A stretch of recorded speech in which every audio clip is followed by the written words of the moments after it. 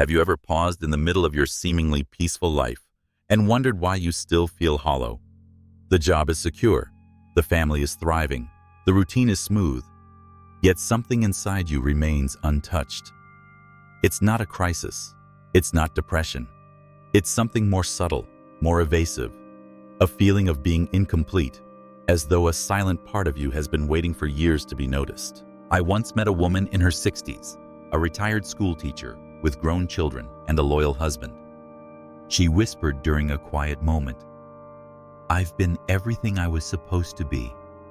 A good wife, a responsible mother, a dutiful citizen.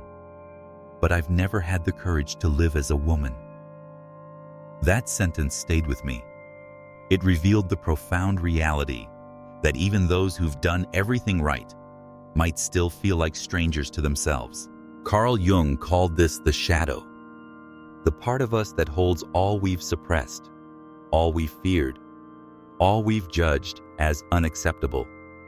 But today we go even deeper into what Jung referred to as the sexual shadow. This isn't just about sex. It's about desire, vitality, vulnerability, and emotional hunger, the raw currents beneath the surface of a proper life. The sexual shadow isn't evil. It's not sinful or dirty. It's simply unacknowledged. Formed in childhood and cemented through social conditioning, this shadow represents every emotion or instinct we were told to hide. Curiosity, attraction, longing, even power. What happens when these forces are buried for decades?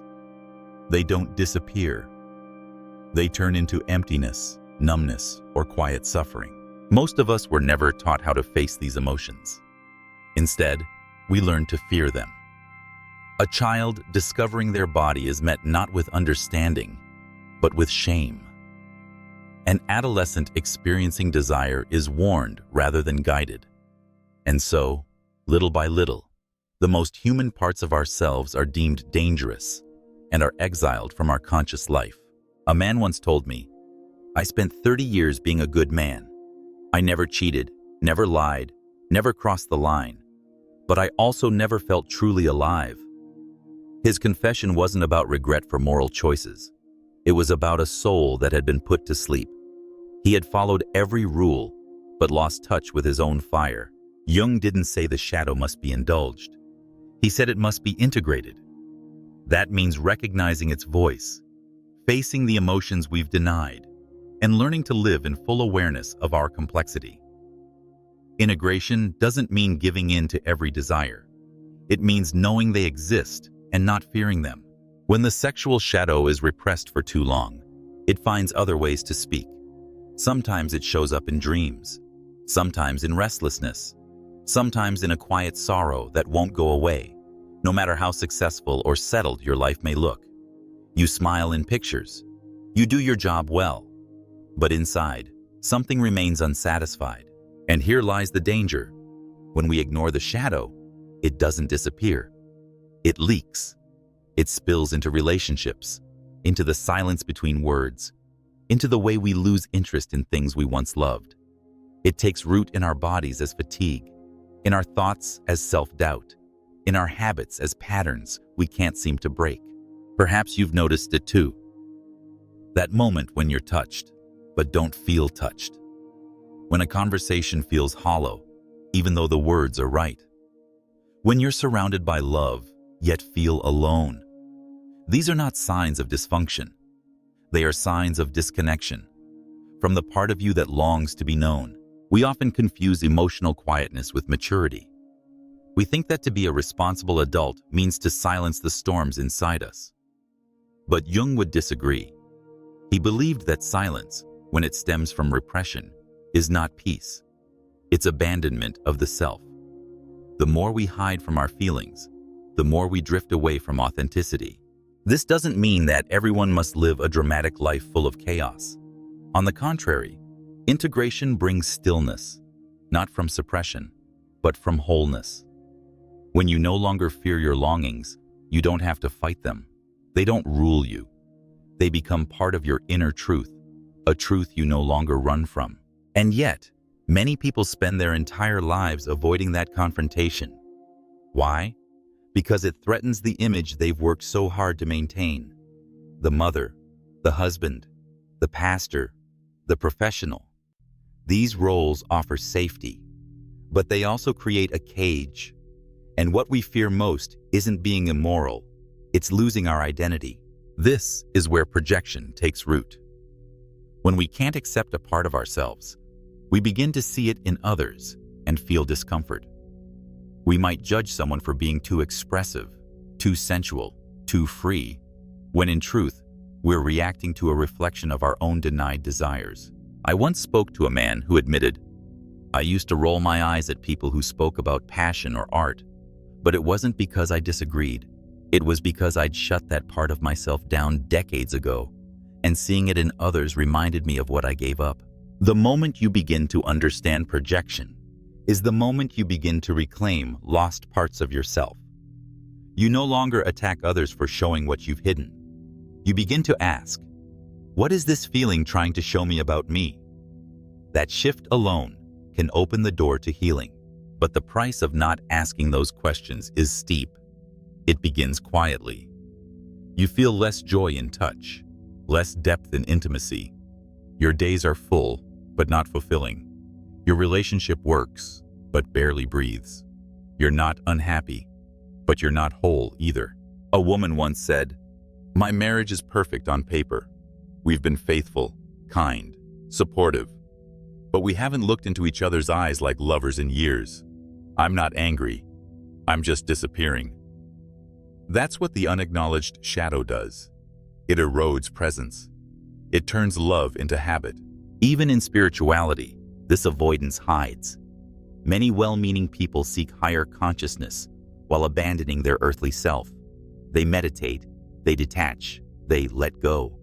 But sometimes, they're also letting go of their own humanity, mistaking numbness for peace. Jung called this spiritual bypassing, using the language of growth to avoid what is raw and real. True spirituality isn't a ladder to escape your instincts. It's a bridge between your darkness and your light. It doesn't demand perfection. It asks for honesty. The real question is not, how do I get rid of these feelings? It's, can I make room for them without losing myself? Can I feel desire without shame? Can I recognize longing without acting on it impulsively? Can I be human, fully, without apology? And this brings us to integration. To live as a whole person is not to destroy the shadow. It's to sit with it, learn from it, and allow it to inform your understanding of what it means to be alive. You don't indulge every craving, but you also don't pretend the cravings don't exist. One man wrote, "I used to think I was strong because I never gave in to temptation, but now I realize I was just afraid of what I might feel." Real strength is being able to feel everything and still choose with integrity. That's the power of integration, not control, but clarity. The sexual shadow, once seen, becomes a source of creativity, vitality, and deeper connection. It no longer whispers through confusion or self-sabotage. It speaks clearly, directly. It says, "I am part of you, and I want to be heard." If you've been feeling tired without cause, disconnected without conflict, numb without trauma, it might not be your body or your relationship that's fading. It might be your inner self, waiting for you to stop pretending and start listening, to touch that part again, to draw, to dance, to desire, to weep without a reason. Isn't regression. It's return. A return to the parts of you that are still alive, but buried. And that return may be the first step to feeling fully human again.